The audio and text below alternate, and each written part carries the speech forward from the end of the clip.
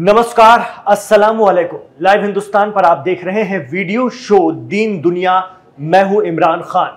Sudan में लाखों लाख मुसलमान इस वक्त अपने तबाह बर्बाद हो चुके, जलकर खाक हो चुके घरों से भागकर खुले आसमान के नीचे या फिर टेंटों पर रहने को मजबूर हैं, वक्त काट रहे हैं। खौफ इस कदर है कि कब उनके अपने ही मुल्क के लोग उन पर हमला कर दें, उन्हें जिंदा जमीन में गाड़ दें, उनकी सामूहिक कब्र बना दें, या फिर जनता या आवाम में खौफ व हरास पैदा करने के लिए उनकी दोनों टांगें सबके सामने चीर दें।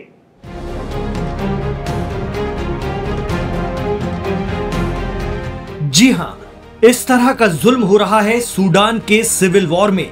दीन दुनिया में 3 नवंबर को हमने आपको सूडान के इस पूरे घटनाक्रम के बारे में तफसील से बताया था। उसका वीडियो लिंक हम कमेंट बॉक्स पर दे रहे हैं, जरूर देखिएगा। आज हम बात करेंगे ईरान की, जो सूडान में एक बड़ी पार्टी बनकर उभरा है। जैसे यूनाइटेड अरब अमीरात यानी यूएई पर इल्जाम लग रहा है कि वो वहां कत्लो गारत करवाने के लिए हथियार दे रहा है, वैसे ही ईरान के लिए भी कहा जा रहा है कि वो दूसरे पक्ष की मदद कर रहा है। लेकिन क्यों, इसे भी समझते हैं।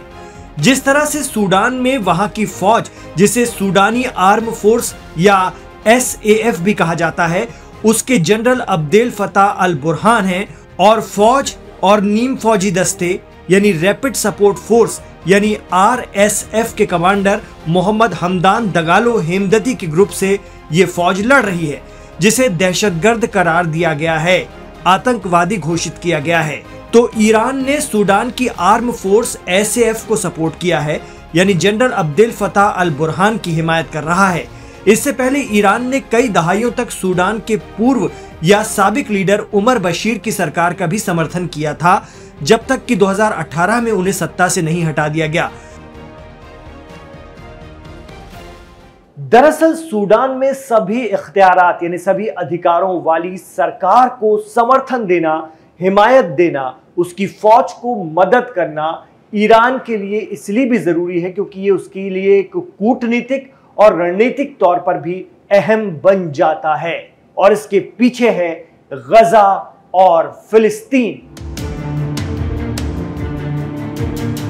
आरोप लगता है कि फिलिस्तीन और मस्जिद अक्सा के लिए इसराइल के खिलाफ रेजिस्टेंस के लिए ईरानी हथियार भेजने का सूडान एक अहम रास्ता है, खास तौर से यमन के अंसारुल्लाह या हूती को ईरान सपोर्ट करता है।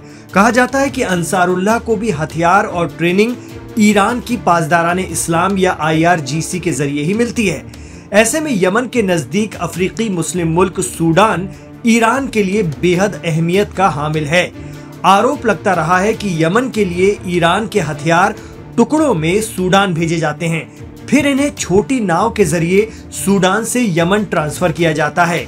यहाँ अंसारुल्लाह सरकार की फैक्ट्रियां हैं, वहां पर इन ईरानी हथियारों को असेंबल किया जाता है। इन्हीं एडवांस हथियारों से गजा के लिए लड़ने का दावा करने वाले हूती लड़ाकों ने इसराइल की नाक में दम कर दिया था, जब उन्होंने अपनी हाइपरसोनिक मिसाइलें जबरदस्त तरीके से इसराइल पर मारी थीं, जब तक इसराइल गजा में आक्रामक रहा।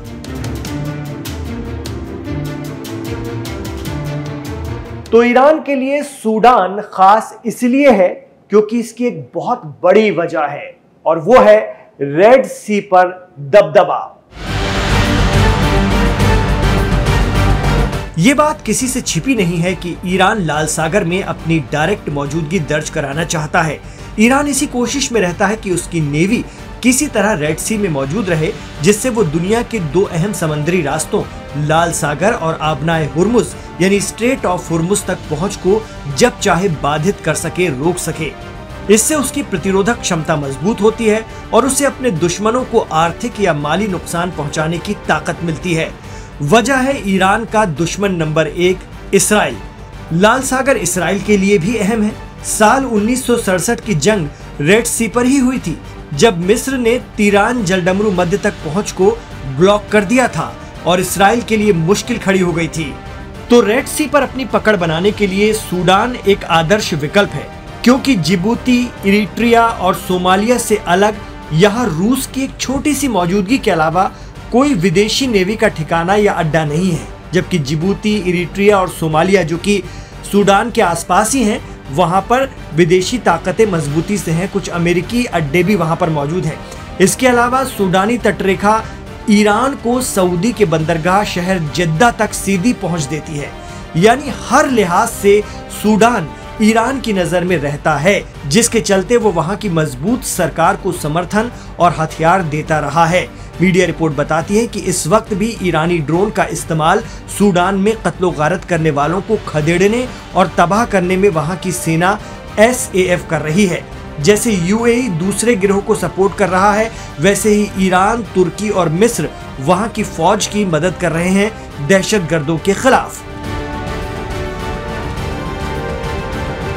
मशरिक़ वुस्ता के कई एक्सपर्ट बताते हैं कि ईरान का सूडान या फिर अफ्रीका में अपना दखल बढ़ाने का एक मकसद रहा है, एक इतिहास रहा है। साल 2015 तक तेहरान की अल मुस्तफा इंटरनेशनल यूनिवर्सिटी, जिसका क़याम वहां के पहले सुप्रीम लीडर आयतुल्लाह खुमैनी ने किया था, इसकी 30 अफ्रीकी देशों में ब्रांच हुआ करती थी। उसमें सूडान भी शामिल है। इस यूनिवर्सिटी से 5000 अफ्रीकी स्टूडेंट जुड़े थे, जिनमें से 2000 तेहरान में थे। इसके अलावा साल 2000 की शुरुआत में ईरान ने सूडान में शिया आइडियोलॉजी को फरोग करने के लिए शिया मस्जिदें और कल्चरल सेंटर बनाए। जब साल 2014 में सुन्नी बहुल सूडान में इसका विरोध शुरू हुआ, तब ईरान को अपने कई सेंटर्स बंद करने पड़े थे। हालांकि सूडान की 97% आबादी मुस्लिम है। खार्तूम में केवल एक छोटा अक़लियती समाज शिया है। ईरान में इस्लामिक रेवोल्यूशन की जीत ने सूडान में शियाओं के लिए रास्ता बनाया था और वहां ईरान की पकड़ भी बनती गई। लेकिन लाल सागर में नौसैनिक ठिकाना बनाने की इजाजत अब भी ईरान को नहीं मिली है सूडान की तरफ से। यही वजह है कि वो इस वक्त सिविल वॉर के दौरान वहां की मुख्य धारा की सरकार की अब भी हिमायत कर रहा है मिलिशिया के खिलाफ। एक्सपर्ट बताते हैं कि अगर जनरल अब्देल फताह अल बुरहान के ऊपर से ईरान का हाथ हट गया तो UAE हिमायती ग्रुप RSF हावी हो जाएगा, यानी मोहम्मद हमदान दगालो उर्फ हिमदती को बढ़त मिल जाएगी। यही वजह है कि सूडान की फौज भी ईरान से सपोर्ट हासिल कर रही है।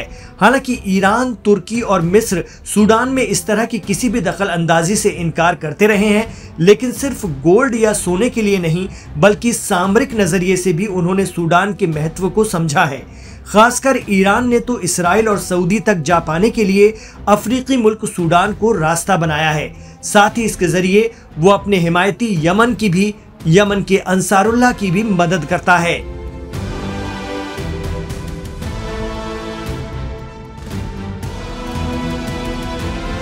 तो सूडान में अब RSF को कंट्रोल करना बेहद जरूरी हो गया है, क्योंकि वो लगातार हमले कर रहे हैं और लोगों को, मासूमों को मारते चले जा रहे हैं।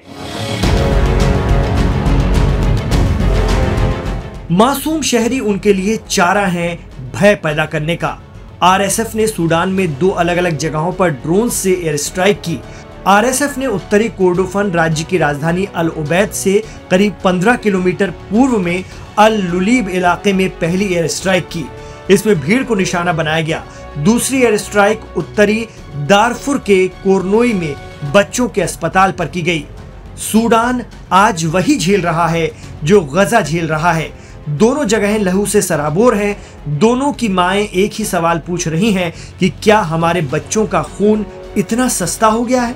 सूडान और फिलिस्तीन दोनों जगह अब नक्शे से नहीं, जख्मों से पहचानी जाती हैं।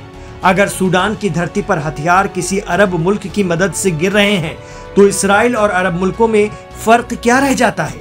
क्या ईरान जैसे मुल्क इस तबाही को रोक पाएंगे? ये बड़ा सवाल है।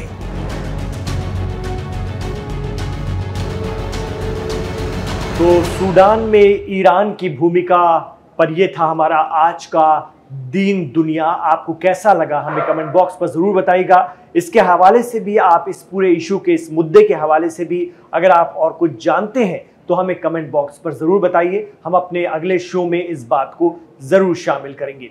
गुजारिश रहेगी कि इस शो से मुताल्लिक, इस शो के लिए आपकी जो भी राय है, जो भी मशवरे हैं, जो भी तासुरात हैं, वो हमारे साथ कमेंट बॉक्स पर जरूर शेयर किया कीजिए। इमरान खान के साथ आप आखिर तक कनेक्ट रहे, इसके लिए आपका बहुत बहुत शुक्रिया। गुजारिश रहेगी कि वीडियो को लाइक कीजिए, ज़्यादा से ज़्यादा आगे इसे बढ़ाइए ताकि ये ज़्यादा से ज़्यादा दूर तक देखा जा सके। आपसे ये भी कहना चाहेंगे कि हमारे चैनल लाइव हिंदुस्तान को सब्सक्राइब ज़रूर कीजिए। इमरान खान के साथ जुड़ने के लिए बहुत शुक्रिया। अपना ख्याल रखिए, अपनी दुआओं में हमें याद रखिए।